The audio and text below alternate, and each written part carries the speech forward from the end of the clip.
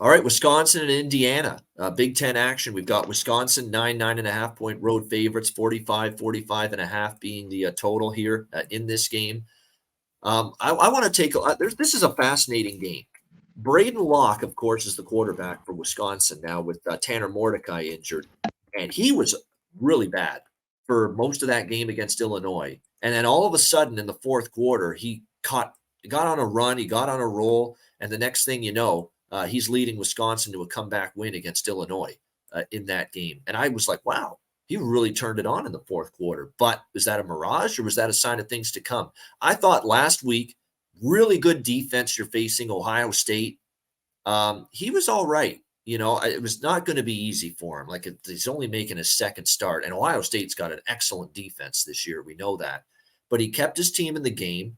He didn't make as many mistakes as I thought. So I think I was positive. Now, the problem for Wisconsin is they got hella banged up in that game against Ohio State, and they've got some serious injury concerns going into this matchup here on the road at Indiana. When you look at Braylon Allen's injury, the all-world running back for them, he's doubtful. They've already lost Ches Malusi for the season at that same position. They got a couple injuries in the receiving core. So that's going to be next man up mentality for the skill position group here, especially at running back. Jackson Acker, Cade Yakimelli, those are the guys that are going to have to step up now for Wisconsin at running back here in this game. But coming off the tough loss, hard fought, and it was hard fought. And I thank Wisconsin for battling as hard as they did because I took 14.5 with Wisconsin last week against Ohio State. But this is a tricky turnaround. That was a physical game Saturday night, NBC with that Ohio State game. Turn around and face an Indiana team that really, of all the things that impressed me the most about certain teams on Saturday, it was Indiana and the fight they put up against Penn State. I mean, Who the hell saw that coming? 31, 32-point dogs. They had done nothing on offense, and all of a sudden, here they are lighting up Penn State, Sorsby, through the air. I mean, couldn't believe it. Decimating this Penn State secondary. And James Franklin and Penn State, lucky as shit, they survived and escaped that game with a victory. And they only did because Indiana's defense is so bad that they finally, Drew Aller and Penn State finally hit on a big play against a pretty bad defense last week. And that saved them at the end of the game, a victory. So, but I was impressed with Indiana, and Sorsby had his best game, and the offense had their best game. And finally, with the new offensive coordinator, it looked like they were putting some things together. The play calling was a lot better. I like Indiana here a little bit. I saw life from them last week, catching 9.5 in this game.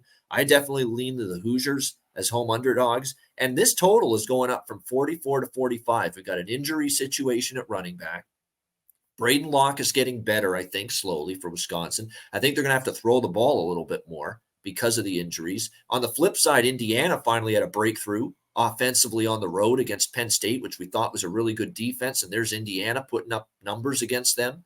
I think this is a sneaky over as long as the weather's okay on Saturday here in Bloomington. And I'm seeing sunshine, moderate wind, nothing significant with weather right now. And I'm seeing the totals actually getting hit as we speak, 44 up to 45. I agree. I think it's a sneaky over. Two underrated offensive teams, a couple breakthroughs here the last couple weeks. What do you think here, CMAC, Wisconsin, Indiana? Yeah, there are a lot of injuries you mentioned with Wisconsin, and that was the best Indiana. I was shocked. That in Utah, like those were bad losses. They were just bad. So I got them out of the way. As great as my whole day was, those were like kind of the only two losses I think I had. I might have one more.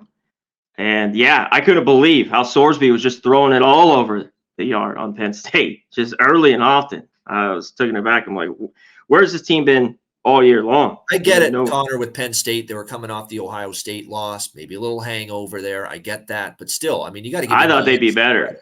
Yeah. Yeah, I get, the hangover, but I thought with Indiana, would get it. Yeah. They ended up winning by 9, or whatever it was. I'm with you here. I want 10. Really want 10. I don't think we get 10, but I'm on Indiana.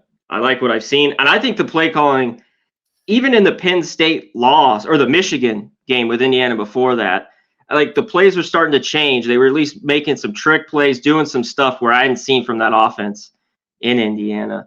And we know what Wisconsin wants to do. I'm going to wait on the total because when I see these teams, I think under. But, man, as much as I know you want points, I'm looking at the under, so I'm going to wait through the week on the total. But yeah, I'm with you here. Indiana or nothing.